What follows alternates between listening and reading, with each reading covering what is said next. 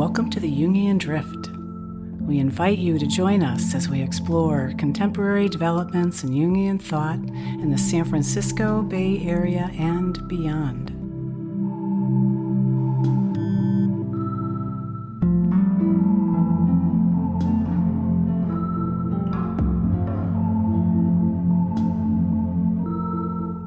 Hello, I'm Robert Carriger, candidate in analytical training at the C.G. Jung Institute of San Francisco, and I'm here with my co-producer, Claire Coney, who is a therapist in private practice and who will be joining our training program in the fall. Congratulations, Claire. Thanks. And she will be monitoring the sound and stepping in at moments to help out with this interview.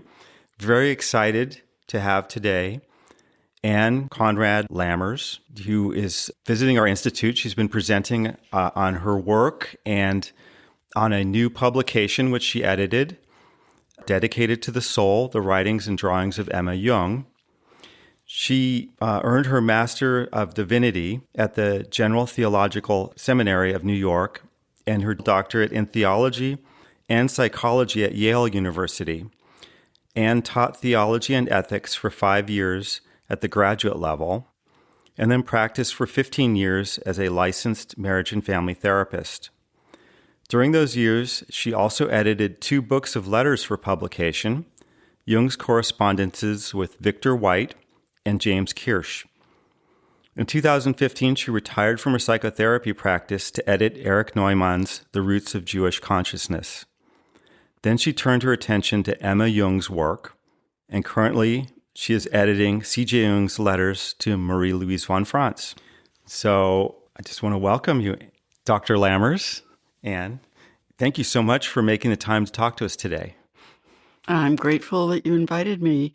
I will say it's only one doctorate from Yale that combined theology and psychology, and it ended up being fairly strong in the field of ethics as well, because that's where I found theology and psychology could meet potentially. I have to say, I'm very intrigued that the intersection of what you found interesting at that point, and I'm wondering if it relates at all with your current publication. One thing led to another. I did a dissertation on the relationship, the collaboration between Victor White and C.G. Jung, because I had to have a theologian and a psychologist. You can't study. It's like comparing the earth and the universe and giving 3 examples. You've got to narrow it down. So I needed a case study, and the relationship between Jung and White was indicated strongly in the letters of C.G. Jung. I was able to do enough research of enough different kinds to write a dissertation about the relationship between those 2 men and the work that they inspired in each other. Okay, and I just want to just put out there, just for people that may not be familiar with Victor White, if you could just say English Dominican, joined the Dominicans at the age of 19, did his most productive work while living and working in Oxford. His career came crashing down around his ears in about 1954, mostly on account of 2 things. One was Jung's publication of Answer to Job, which turned out to be really indigestible for White's colleagues. White himself liked it until his colleague got hold of it, and then he was on the spot, because by then he had linked his career so thoroughly with Jung's that he couldn't unlink it.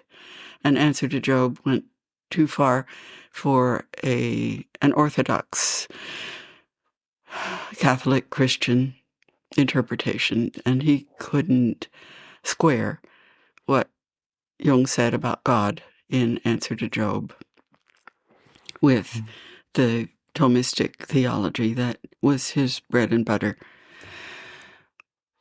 Well, let's see, that led in my career, that led then to editing the Jung-White letters, which took about 9 years to do. After the Jung-White letters came the Jung-Kirsch letters, because Tom Jung-Kirsch wanted me to do it. And just once again, just for people that maybe aren't familiar with Tom Kirsch, who was a San Francisco analyst. And was his father James Kirsch? Yeah. Yeah. Tom Kirsch's father, James Kirsch, was one of the first-generation Jewish followers of C.G. Jung, fled from Berlin almost as soon as Hitler came to power, and as soon as he could get out. Correct me if I'm wrong, but so the Jung White letters, part of it was around this kind of controversy or this kind of debate over the answer to Job and how to approach religion. And the James Kirsch letters also involved some concerns over how Jung dealt with the rise of the Nazis, right? And so these are actually kind of interesting to me that they seem to be kind of flashpoints for the Jungian world, and there's a bit of a controversy with some of these topics. Gosh, yes. Okay. These your topics, they kind of sound on the surface fairly academic, but if you kind of scratch them, they seem like they're kind of hot topics. I have to say, there has not been a single project that I've worked on in the Jungian field, and all the projects I've worked on have been somehow in that cluster of personalities around Jung and Jung himself. Yeah. There hasn't been a single project that didn't get me in the gut at some point. It got me in the gut that I had to deal with Jung's misguided publishing in the early years of the Hitler regime, when what he really cared about was keeping psychotherapy and psychoanalysis or analytical psychology alive in Germany.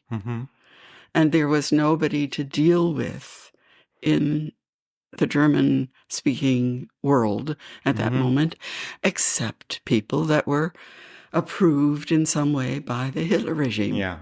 That's who you had to do business with. And I wanted to shake Jung and say, don't work with those people. Don't work with someone whose last name is Goering. Yeah. Don't work with Walter Zimbal. He might be a bad Nazi, but he's a party member. Yeah. Don't you understand? Yeah. You're the wise old man. Don't you understand? Yes. And I got past wanting to shake Jung and had to deal with this is what the reality was in those years. And these are the things Jung did that he later regretted and had to live with. These were mistakes he made. So I'm getting the sense that what you came to see was that his intention was strategic. Yeah. He wanted, as Freud wanted, psychotherapy and psychology to remain alive in the German context. And there was no way that Jung could find to do it without taking hold of this snake. And once you took hold of it, you couldn't let it go. Erich Neumann pleaded with Jung to speak up after Kristallnacht. For God's sake, say something. And by that time, Jung knew Hitler's way of treating people who were critical of him. Jung himself might be out of reach, but he had followers in Germany. And they would be arrested if Jung spoke up. Yeah. At least that was Jung's fear. Yes. Perhaps lessons that we can draw from in today's world. I'm afraid that's absolutely true. It's on my mind almost daily. Yeah, for our community to think about. I'm wondering, going along this theme of somehow the world delivering you these topics, which seem to be in some ways hot topics. Is there an element with the project that came to you with Emma Jung's hidden treasure trove of material that was hidden in her family's basement? Is this in some ways also another one of these topics that has a little bit of heat, do you think, in the Jungian world?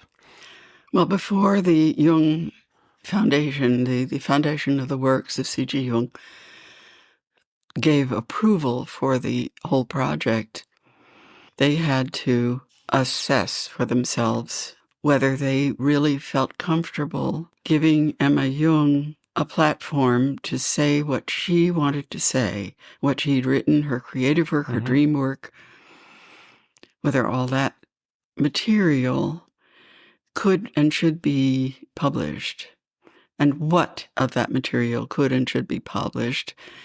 They had to choose because there were two fears that were expressed at the time by descendants of Carl and Emma.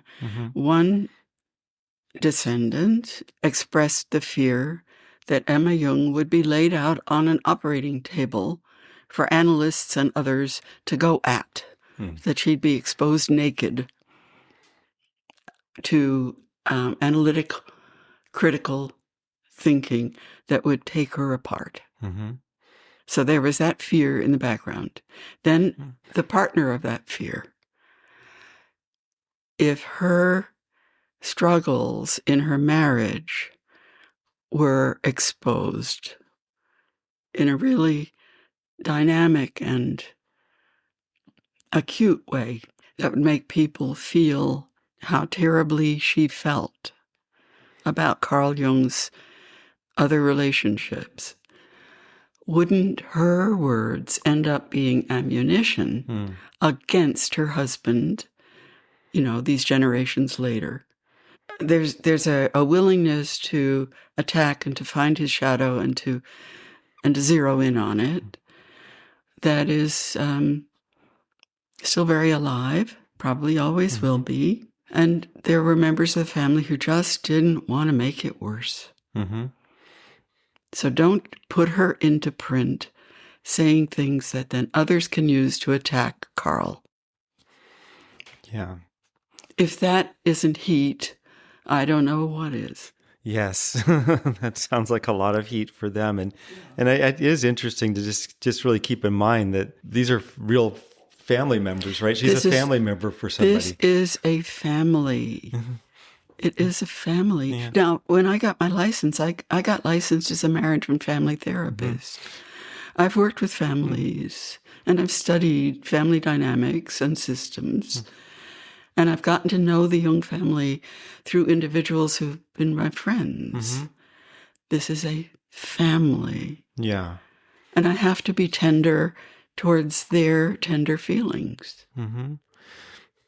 I wonder if you've encountered any heat in the professional Jungian world, because as we get to this material, I mean, I know for me, I haven't read the whole book. I've read big sections of it. It has absolutely changed my opinion or my view of Emma Jung, and I think that that's going to be probably a common experience. Have you got any professional pushback in terms of how it kind of it changes how she looks in the Jungian world? If there's been any objection in the Jungian community to what Emma Jung has to say in this book, I've never heard it. Yeah. Okay. No. I just could not help but immediately think that, wow, she was really involved in all of the development of analytical psychology. Right? Yes, it's hard. there is that. Yes. I mean, it's hard. It's inescapable. Is it inescapable? Is that kind of where you've come to with it? I mean, it looks like she was there from day one. Oh, yeah. I didn't know this about Emma. There's a great deal I didn't know about Emma, just like all the rest of us. Yeah. I'm wondering, for me, just opening this book and kind of poking around and making these discoveries and well, frankly, some of the things I felt blown away in a good way. How was the experience for you? I mean, did you literally just get some boxes of stuff or and then you start looking in it, and how did that work as you got to know this material? Please understand that from the point of view of the Jungian family, the insiders, those who really control this material, I'm an outsider. Yeah. I get a glimpse, a generous glimpse, but I don't get absolutely everything sent to me. And I did not get a box of material sent to me. What I got was a thumb drive that was loaded with files of photographs that had been taken of her materials. So I went home, printed out hundreds and hundreds of pages, and assembled my own Emma Jung notebooks based on the photographs of her notebooks. So I've got my own collection at home, but it's not absolutely complete. There are things in her journals or her dream journals or certainly her letters that this book doesn't include a correspondence. Not a single correspondence is in here. And there are letters in a file box at the family archive. Oh, okay. And they will come out someday. Yes. I'll probably be long retired or gone from the scene. Okay. But they will come out someday. Okay. There's more out there. And maybe I realized that because I've read part of this book and went to your fantastic presentation last night at our institute. Could you say a bit to people about what the story of how you got these materials and where they were and where this trove came from? I was invited in to be the English language editor on the team, and Susanne Egenberger Jung, she is one of the great-grandchildren. Her father is Andreas Jung, who still lives in the house at Seestrasse. And Susanne has been trained now to be a professional archivist. And she's in charge in that basement of that house. It's a magnificent archive that's been beautifully curated at this point. But it was handled rather casually for a long time. It was just what was in the basement. You know, they had their own way of filing things away. But Emma Jung, when she died in 1955, either she had packed up her notebooks or members of the family packed them up for her after her death and stowed them reverently in the basement of the house where no one touched them. No one disrespected her privacy by going in and squirreling around, which was great when we got there. Finally, when we could take those boxes out, when Susanne began to study what was in them, and then to show others. So these were truly just sleeping in the basement. Yeah. It's not like, like things like the Red Book were known to many people and then they came out later. This was something that's just sitting there and actually nobody had actually looked at it. Nobody knew. Yeah. Nobody knew what she'd written. Her children and her grandchildren had known her personally, loved her, and wanted to remember her as they knew her, and didn't want to go digging in to what had been private for her. It was private while she lived. Let it remain private. They didn't touch it. They just respected it and left it alone, which means that in about 2012, when Susanne began to explore what her great-grandmother had left, she kept finding stuff she never expected to find. Oh, there are paintings. There are art portfolios. Oh, there's a big box of letters. Oh, there are dream journals. Oh, I found more dream journals. There were some things that were typewritten that had been lectures she'd given, but never published.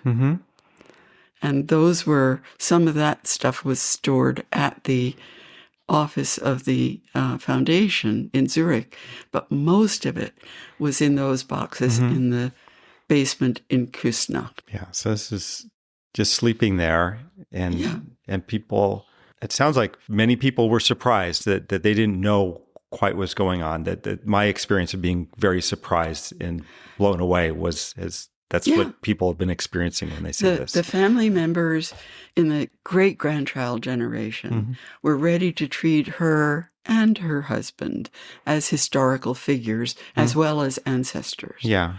Beloved ancestors, but also actors in history. And they were interested in Emma Jung as a writer, Emma Jung as a painter, Emma Jung as a partner in Carl Jung's project, intimately involved in every step of his project. I want to, if you don't mind, because I think maybe help other people who are listening who haven't encountered this material yet, maybe see what we're talking about in terms of the surprise.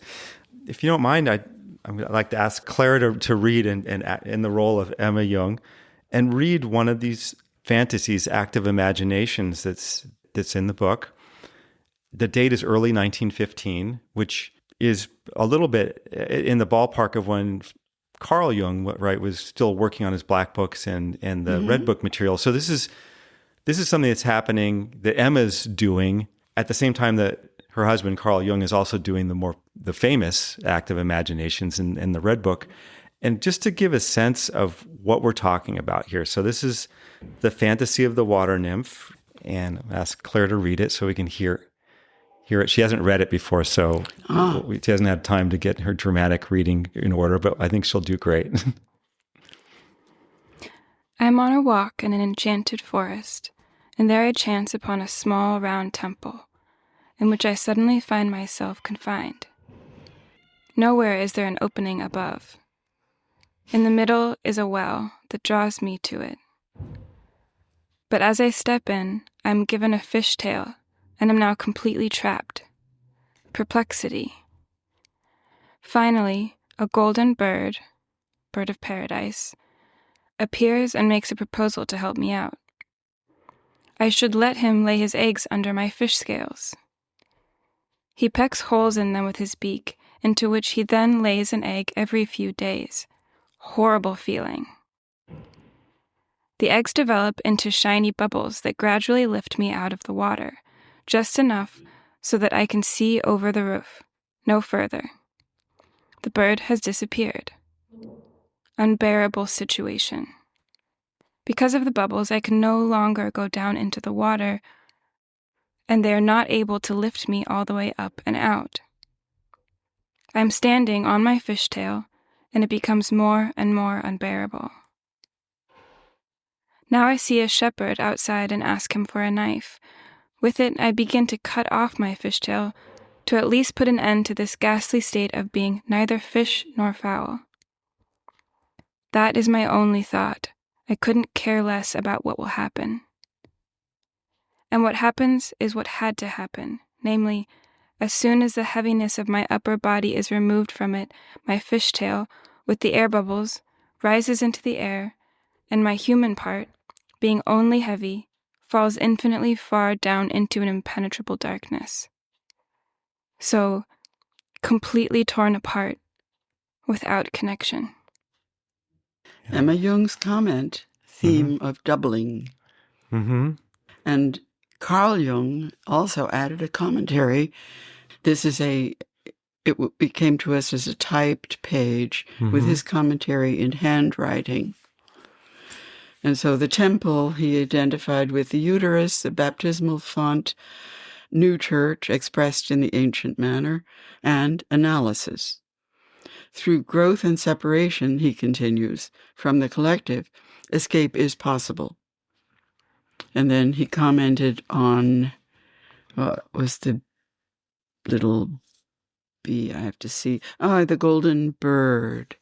When he comments on the golden bird, he says, anticipation as of phanes, however, begins as abraxas in the collective unconscious, impersonal unconscious, and then in parentheses, parallel to the transformation of Izdubar. So Carl is definitely deep into his red book, Active Imaginations. Yeah, and I'm struck because I am actually doing a multi-year seminar on the red book with Chi-Rei Ching, our kind of local red book scholar, and I was just quite astonished by the feel of this. I could say intuitively, it feels like the same kind of depth and struggle as the red book. This is an intense act of imagination. I mean, to be able to stay with that, right? And people that maybe aren't familiar with active imagination, you have a dream, and then what you do is you try to further the dream by imagining it going forward and playing out that fantasy in your mind. And it requires an intention to stay with the image. And she's staying with some really difficult stuff here, right? This is not a novice exercise in active imagination. This is heavy stuff. You should know also that this text, this page in the book, which takes less than a full page, is a typewritten synopsis of her original active imagination, which went on in handwriting for pages, pages and pages. It's one of the longest active imagination texts in her marbled book, which is, a special notebook that she saved for really important material. So kind of in parallel with Jung doing his black books and then kind of distilling it into the red book, which we now know, she had her own version. This to the marble book was kind of where she put the selected best material or most important material that she collected. Most of the time, when she copied things over into the marbled book, they were her improved final version. But in this case, the marbled book is where we find these raw pages that go on forever. Yeah. And it's actually not interesting for the reader. Yeah. After a certain point, it's, oh my gosh, how long will she go on with this? But when she synopsized it and Carl commented on it, that's a different stage. This doesn't come from the marbled book. This is from a type page. Oh, okay. You commented in this that she identified herself as being an introverted sensation type. And I did wonder if some of the details of her descriptions, which are wonderful, I wonder if that kind of goes along with, though, that sometimes really giving a lot of detail, that she would tend to get focused on a lot of details. Could be. Yeah. Could be. Yeah. But this is, and now there's progressions of things. I wanted to share another, it's hard because there's a couple dreams that are just, I think are fantastic. She has a dream where she encounters the Grail. And, we know later that was a big focus of hers, and you could see it had a really deep psychological kind of resonance for her. Later in 1915, this is a dream.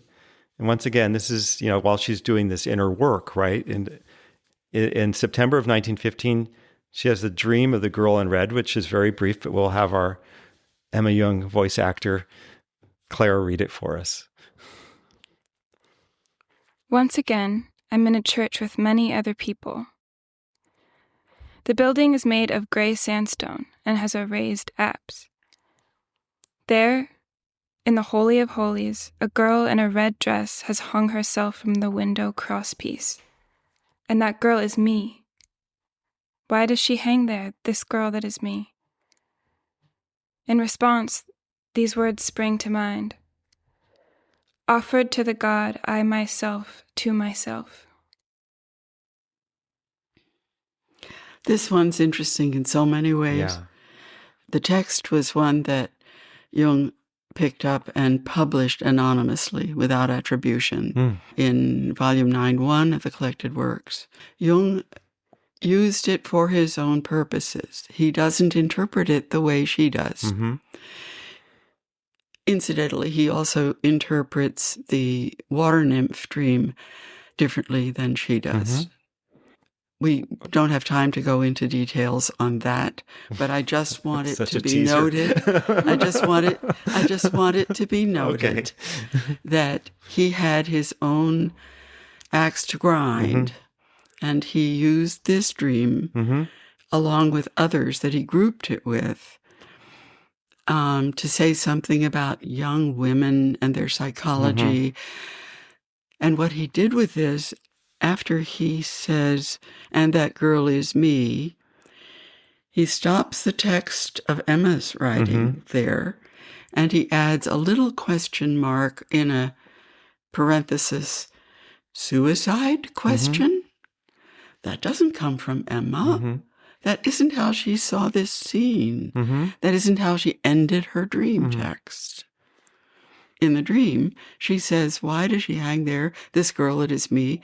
And then she has this memory of a 2-line poem offered to the God, I myself to myself.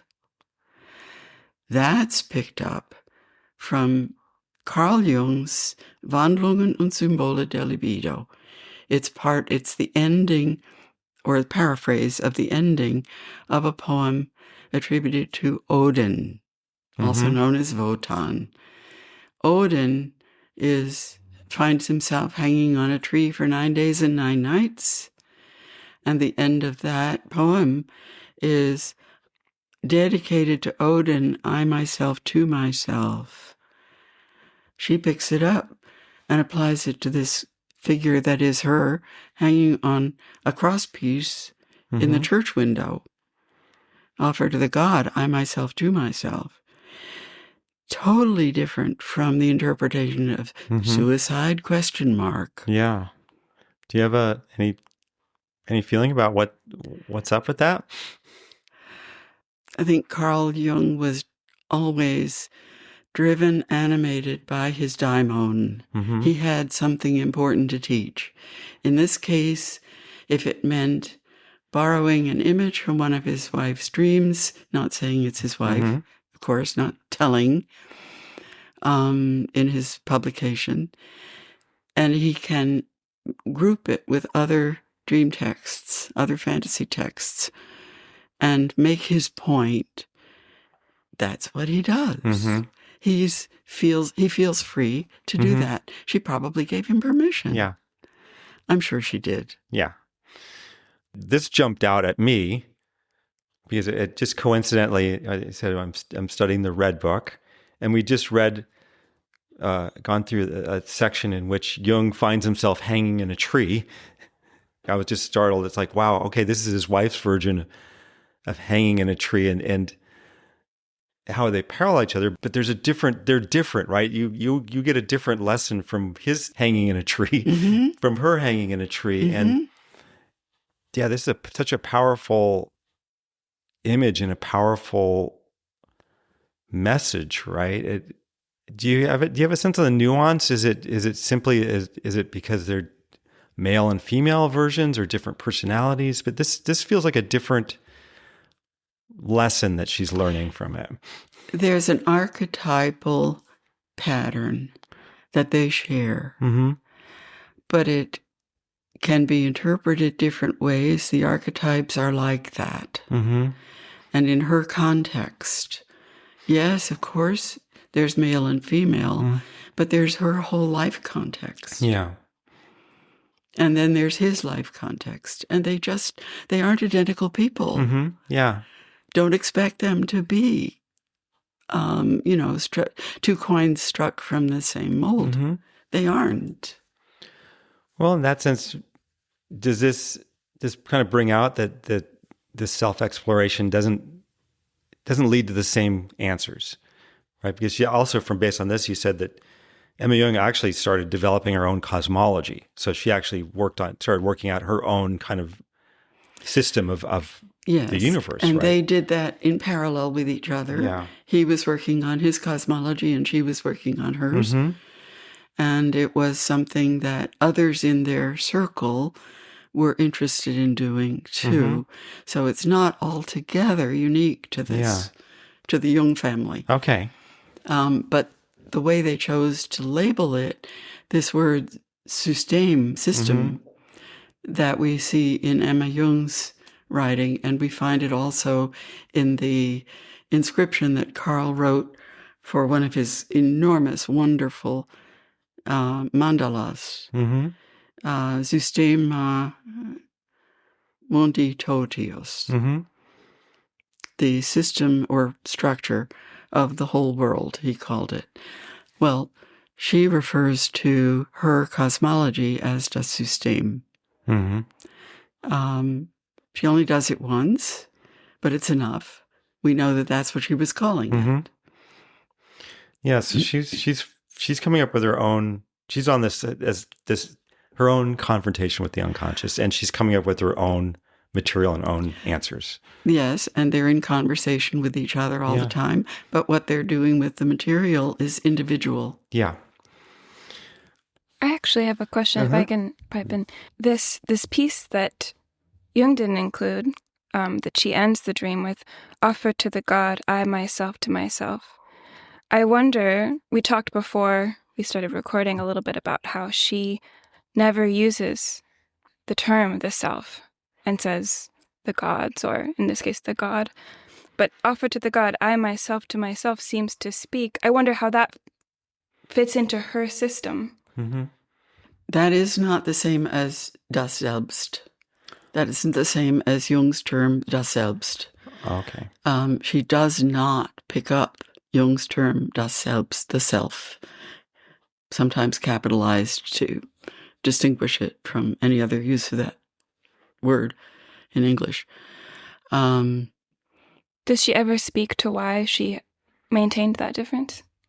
No, she does not. She doesn't explain it. I have my own little theory, but it's only what I've been able to cook up out of hanging out with Emma Jung and reading so much of her material, that she had a fascination for the feminine divine, which is also present in this dream. She is the Christ figure. Yeah. She's the girl in red on the cross in this church. Let's be clear. That's what she's saying. Yeah. The Christ figure, and it's me. Yeah. Now, what am I doing there? Well, I'm doing what Odin was doing. Oh, then it's not a classic or orthodox understanding of Christ. Okay.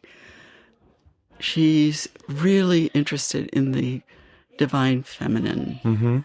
And it comes out in lots of ways. There's one dream that we didn't have time or room or why did we not include it? Oh, we didn't include it because Jung had already published it, and we were trying not to publish things that he'd already published, but we weren't faithful to that, really. She dreamed about a feminine bear goddess, Bear, Ursa. And she has her temple, and there's a saying in Latin in the temple when you go in, vis ut sis, desire to be what you can be. Vis ut sis. That's the motto of the bear goddess. And when you're in the temple and you look up through the opening in the roof, what do you see? You see the Big Dipper, which is Ursa Major. You see the bear in the sky. Wow.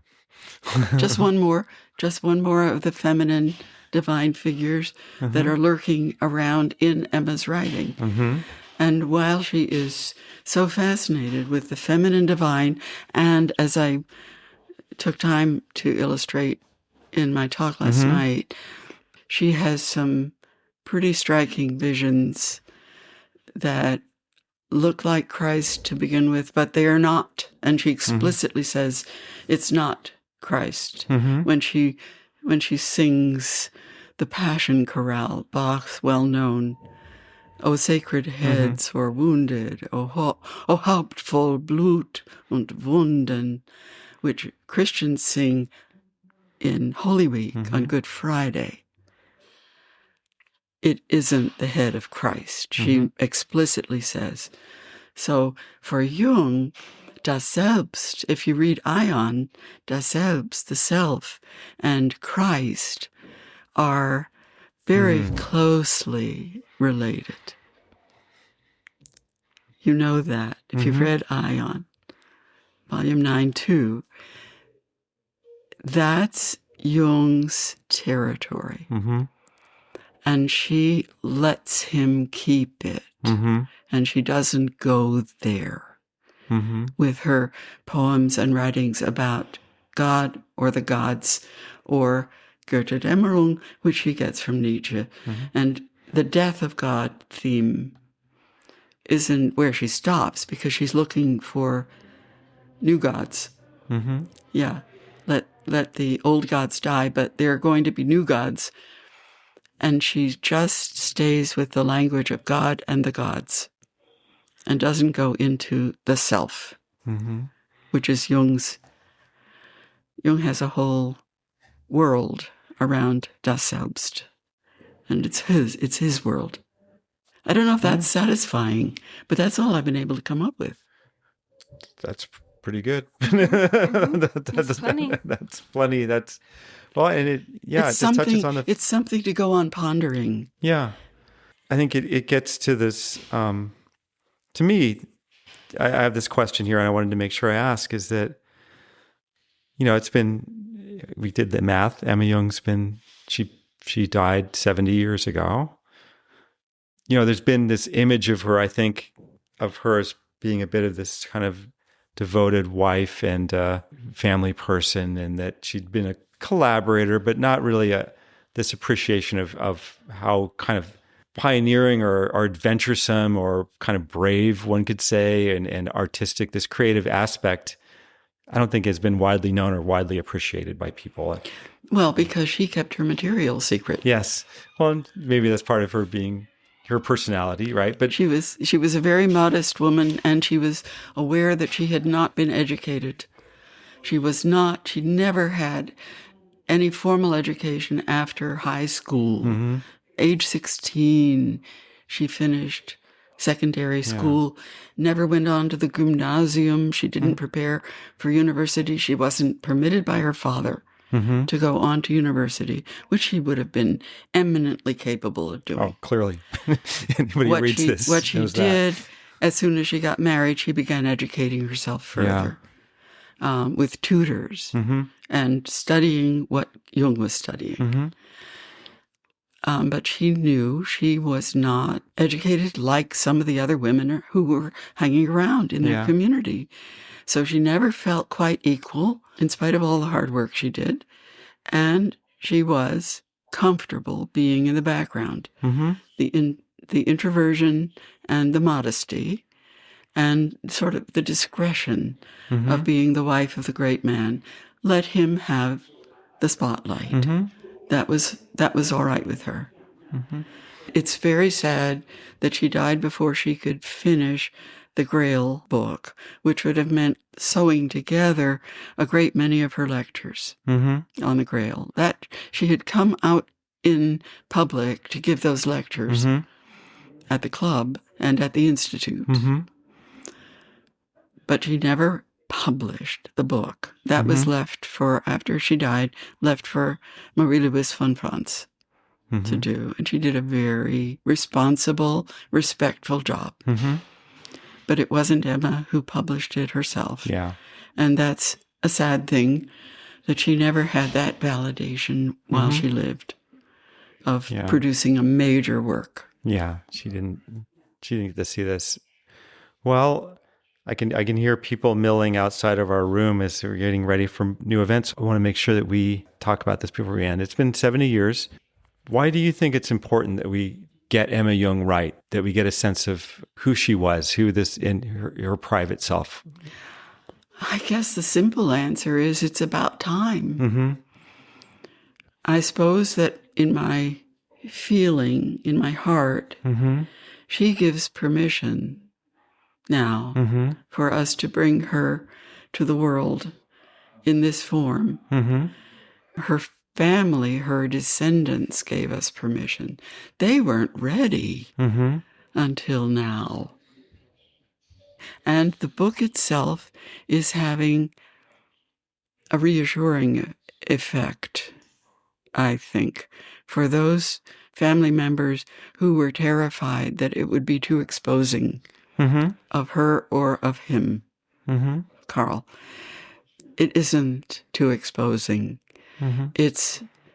She is bravely present and creatively present, and she's a marvelous human being to hang out with. And we need female heroes. I think we need female leaders. And she can be that in the imaginal world, in the world of the inner life of a great many people. She's a good person to be around. Well, people who knew her and knew others in the community wrote after her death in a little book that came out here through the Jung Institute in San Francisco, I think. Yeah, a study of people's memories of her, of Carl, and of Tony Wolff. And someone wrote that of all the people they knew in Jung's environment, she had the most integrity. The most integrity. She's that. She has a solid core. And whatever her parents may have given or not given her, they gave her that. And it's there from childhood on. Yeah, she brings a lot to us, right? There's a lot to discovering her that we can get from the experience. I have to say, hanging out with her, for the last couple of weeks in this book, browsing there's something that comes through about her character, right? There's something ineffable, right? You can't quite put your finger on it. Well, thank you so much for joining us today and showing faith in our podcast. If you're listening to this right now, that means we've been official and we're being broadcast on the internet. But Ann is sitting with us now as we're kind of in a pilot phase and generously giving us this time and attention as we develop this project. And I just want to thank you so much for doing that. Thank you for inviting me. This has been a joy. Oh, it's been so wonderful to be with you. And we've got Claire here. Thank you for being Emma. Oh, it's my honor. Yeah. Thank you. I think it turned out that there was more than chance that she was reading Emma after your description of her. So, well, I just want to say thank you again and just remind people that this book is now available, right? Oh, yes. Dedicated to the Soul, available at all the regular outlets. I have to say about the book, Princeton University Press did a fantastic job. And the paper they chose, just the paper, is heavy coated stock because the book is full of Emma Jung's paintings and drawings. There's color illustrations all the way through. Yeah, so it's a beautiful book. And so thank you so very much for being here today. Thank you, Robert.